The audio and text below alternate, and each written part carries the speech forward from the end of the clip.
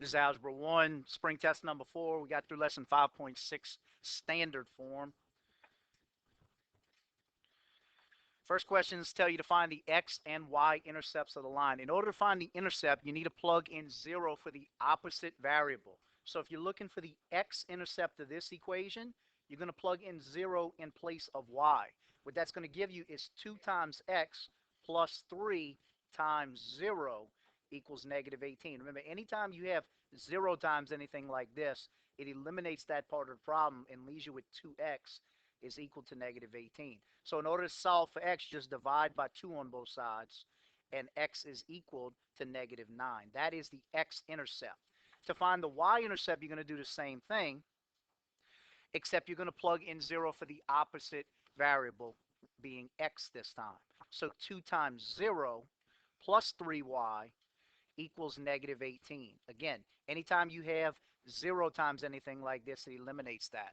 So it leaves you with 3y is equal to negative 18. Divide by 3 to get y by itself. And when you do the same on the other side, a negative divided by a positive, y-intercept's value is a negative 6. So you could graph the equation based on just those two intercepts. On the y-axis, you can go down to 9 and put a point. On the x-axis, you can go left. Oh, I said that backwards. On the x-axis, you can go to the left 9 and put a point. And on the y-axis, you can go down 6 and put a point. But it just asks you to find the two intercepts, and that's them right there, negative 9, negative 6. You're going to do the same thing for number 2. In order to find your x-intercept, you're going to plug in 0 for y. So looking for the x. Negative 8, now I'm writing the wrong thing, negative x minus 8 times 0. Again, anytime you multiply something by 0, it eliminates that part, equals 48. So you have something as simple as negative x equals 48. That's like negative 1 times x. So divide by negative 1 to get x by itself. Do the same here. And again, a positive divided by a negative is a negative 48. So the x-intercept is negative 48. The y-intercept, you plug in 0 for the opposite one. So negative and then 0 minus 8 times y equals 48. And again, anytime you multiply 0 times anything, it's gone. So what you have is negative 8y equals 48. When you divide by negative 8 here to get y by itself, you do the same here. And a positive divided by negative one more time is a negative. 48 divided by 8 is 6. So your x-intercept is negative 48 and your y-intercept is negative 6. Again, you could graph that equation. You can go to the left 48 times and put your point on the axis, and you can go down on the y-axis 6 times. 2 points gives you enough for an equation. This equation is what we did this week. Standard form tells you to write this slope-intercept form that they give you in standard form. Standard form says using integers. You're never going to include fractions and partial numbers in standard form. So in order to get rid of this fraction, we have to undo the fact that it says 3 divided by 5. Get rid of divide by 5. In order to do that, you multiply all terms, not just that term, by 5. That one, this one, the y, and this one, the 8. So 5 times y is 5y. 3 divided by 5 times 5 will eliminate that part and leave you simply with 3 times x. And then 5 times 8 is plus 40. Now this is not standard form because standard form is ax plus by on the same side is equal to c. So we have to move everything over to where ax and by are on the same side. 5y is over there on the left. We can bring 3x over to that side. If it was positive on the right side of the equation, when it moves over, it'll be negative 3x, then positive 5y is equal to 40. This says ax plus by is equal to c, just like this. Be careful when you're looking at your answer choices, though, because sometimes not only does it want you to put it in standard form like this, eliminating the fractions, but it wants a's value to be positive as well. Remember, if you change a sign to positive 3x, you have to change all of the signs to match it. Negative 5y, it would be positive 3x with a negative 5y is equal to a negative 40. Make sure you change all of them if you need to. Number 4 says the grocery store sells kumquats for $4.75. Kumquats, in case y'all are curious, are those little bitty orange looking things that you eat the rind with it and everything. If you never had those, you're probably not missing much. I don't like them that much. But anyways, They are $4.75 a pound, and Asian pears, which I have no idea what those are. I imagine that's some kind of pear variety from Asia, for $2.25 a pound. Write an equation in standard form for the weights of kumquats, they say in K, and Asian pears P, that a customer could buy with $18. We don't even have to figure this one out. We just have to know that AX plus BY equals C. Since it gives you kumquats, it tells you to call that K, and Asian pears, it tells you to call that P, we'll just assume that K in this case is X, and P in this case is Y. If you mix those up, the directions didn't give you enough to tell you that you shouldn't. So just make sure that you match the correct answer. Um, but that being said, the amount that a kumquat cost is $4.75. So 475 times K plus the amount that the Asian pear cost, $2.25 a pound, 225 times P is equal to how much the amount that the customer has to spend, $18. This is standard form. And again, if you have this written backwards, if you have 225P, or let me say that again, if you have 225K plus 475P, that'll be incorrect because it told you to use K for kumquats and P for pears. So make sure you have them matched correctly. But that is standard form. Graphing these equations. The first one is in point slope form. The second one is in standard form. We talked about how it's in standard form this week. I'll show it to you in a second though. But this one's called point slope form for a reason. Point slope. This was last week's lesson because it shows you those two things. It shows you a point and it shows you a slope. The point is the opposite of this y value and the opposite of this x value, y sub 1 and x sub 1. So the opposite of x sub 1, it says negative 2, it's positive 2. And the opposite of y sub 1, it says positive 4, is negative 4. So the first point that we're going to include on this graph is 2, negative 4. Now I know looking at my slope, my m value, that it's negative 5 over 8. That means I'm going to have to go down 5 and to the right 8 times. So I know I'm going to be working in the fourth quadrant primarily. So that being said, I'm going to draw my lines on my graph to where I can only include that fourth quadrant. So my graph, my plane will look something like that. So 2, negative 4 is my first point. So at 1, 2, that's my x value, negative 1, 2, 3, 4, that's my y value. That's the first point. That's this point here, 2, negative 4. And again, if you're not sure why I put it right there, look at where each of my axes are. To the right and down 4. My slope, again, is negative 5. It's here. M is negative 5 over 8. That tells me to go down 5 and go to the right 8. So from that point that I just had drawn at 2, negative 4, I'm going to go down one time, and I'm going to go to the right. 1, 2, 1, 2, 3, 4, 5, 6, 7, 8. That is my second point. With 2 points, you can draw yourself a graph through both of them. Make it look something like this. Straight of a line as you can get, and your graph will look similar to what I have there. The second one, y is equal to 4. Remember, anytime you are graphing equations and you only see one variable, be it y equals something or x equals something, you're either going to have a vertical line going straight up and down or a horizontal line going straight. Okay, I actually made a mistake. It was just caught on number 5, everybody. I wasn't supposed to go down one time. I was supposed to go down 5 times. So let me get rid of this real quick. I know I'm going to have to go over that 8, but let me correct that one real fast. We're still starting out at 2, negative 1, 2, 3, 4. So that's still where we're starting. But again, the slope tells me to go not down one time like I just did. Go down 5 times. 1, 2, 3, 4, 5.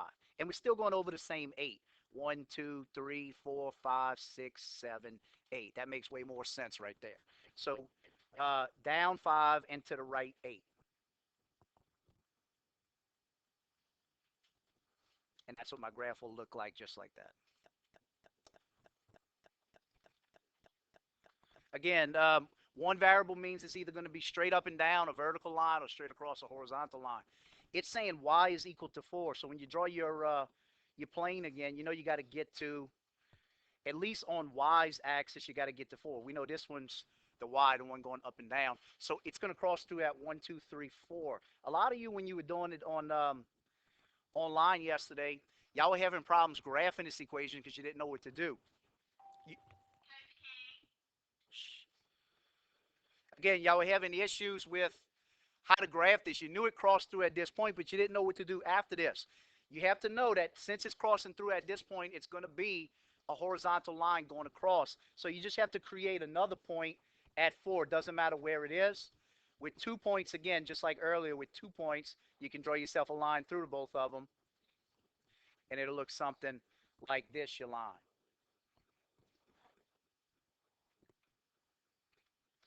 Number 7 says write an equation in point slope form of the line given uh, for the line through the given point with the given slope. You have to know what point slope form is. Point slope form is y minus y sub 1 equals m times x minus x sub 1. That's the easiest way to write point slope form, to start that way. Then write in m's value. M's value goes right here. You don't change the sign. This is m. Negative 1 over 4 goes right there. Then write in x sub 1's value and y sub 1's value. They go in those two spots. X sub 1's value is the opposite of what it shows right here for x. It says negative 10, we put in positive 10. And y sub 1's value is the opposite of what it shows right here for y. Negative 3, we put in positive 3. This is point slope form. Y plus 3 equals negative 1 over 4 times x plus 10. Number 8 says a line passes through 1, negative 5 and negative 3, 7. Write an equation for the line in point slope form. Rewrite the equation in slope intercept form. Okay, we have 2 points given. Unlike number 7, where we were given a slope and a slope and a point. In this one, we're only given 2 points, but we can use 2 points to find what the slope is. Remember what your slope formula is. Slope formula is the change of y. Notice it's y's change on top over the change of x sub 2 minus x sub 1. So you can use that formula. You can label all of those x comma y, sub 1, and sub 2. Or you can say, well, what's my change of y? These are my y values, 7 and negative 5. How are they different from 7 to negative 5? 7 minus negative 5. Over, these are my x values, negative 3 and 1. How are they different again from negative 3 to 1? Negative 3 minus 1. 7 minus 5 means minus a negative 5 means plus a positive 5. 7 plus 5 is 12. Negative 3 minus 1, same signs. You put them together. Negative 3, you put 3 and 1 together, and you get 4, and you keep that negative 4. So 12 divided by negative 4, your m value for this equation is negative 3. So since you have negative 3 as your slope, to write it in point slope form, you're going to write y minus y sub 1 equals m times x minus x sub 1. M's value is negative 3, just like we're going to plug it in without changing the sign. It goes there. You're going to plug in the opposites of your x and y value. It doesn't matter which point you use. If we use this one for x and y, we're plugging in the opposite of negative 5 plus 5 and the opposite of positive 1 negative 1. That's point slope form. So this satisfies what it asks us to do for A right here. Write an equation in point slope form. From there, it says to rewrite it in slope intercept form. You know that slope intercept form is y equals mx plus b. That was the first way we learned. So to take this equation we have and move it in a slope intercept form, first off, we have to distribute 3 to x minus 1. Negative 3. Negative 3 times x is negative 3x, and negative 3 times negative 1, and negative times a negative is a positive 3. So we have something that says y plus 5 is equal to negative 3x plus 3. So at this point, you could either go standard or you can go slope intercept. If you wanted to go standard, you'd bring the 3x over to the left, and you'd bring the 5 over to the right, or the negative 3x over to the left. If you want to go slope intercept, you bring the positive 5 over to the right to make it say y equals mx plus b. We're looking for slope intercept, so subtract 5 here. You do it on the left, subtract 5 here. What that leaves you with is y equals negative 3x. 3 minus 5 is negative 2. Y equals mx plus b, and that is slope-intercept form. Point slope form, then slope intercept form. On the next one, number 9, it tells you a line passes through 3, negative 6, and 10, negative 4. Write it in point slope form, rewrite it in standard form. So we'll find the slope first, just like we did for number 8. Negative 4 minus a negative 6. Minus a negative means plus. Negative 4 plus 6 is positive 2. 10 minus 3. 10 minus 3 is 7. That's our slope for this equation, 2 over 7. So y minus y sub 1 equals m times x minus x sub 1. Easiest way to do it. Plug in your slope first, 2 over 7. That's what we just found, 2 over 7. Then plug in your point. The opposite of y sub 1, minus 6 is plus 6. The opposite of x sub 1, positive 3, is negative 3. This satisfies A. Write it in point slope form. The second part says to rewrite it in standard form using integers. The difference between this one and the last one is that they have 2 over 7. You can't have, for integers, you can't have any partial numbers like fractions or decimals. So you want to get rid of the fact that it says divide by 7 by multiplying all of the terms by 7. This term, multiply the y and the 6 by 7. Now, yesterday somebody tried to multiply this by 7 as well. You don't need to do that because you're already multiplying that term by x minus 3. You're going to distribute that in a second. So you don't do that. So if you're trying to do that, stop it. 7 times y is 7y. 6 times 7 is a positive 42. This is going to cancel out this. And you're left with 2 times x minus 3. Now it acts like the problem we just looked at. Distribute 2 to both of these. 2 times x is 2x. 2 times negative 3 is negative 6. So 7y plus 42 equals 2x minus 6. Again, make standard form by making it say ax plus by is equal to c. You want ax and by on the same side. It's positive 2x on the right. Subtract it or take it away, and it becomes negative 2x on the left. You have positive 7y. You want to bring 42 over, or the c value, over to the other side. It's positive 42. Subtract it. When you subtract it there, subtract it here. Both of these are negative, so add them up. 42 and 6 is 48, and keep the common negative. Negative 2x plus 7y equals negative 48. ax plus by equals c. And again, if you made a's value positive 2x, then it would say minus 7y equals positive 48.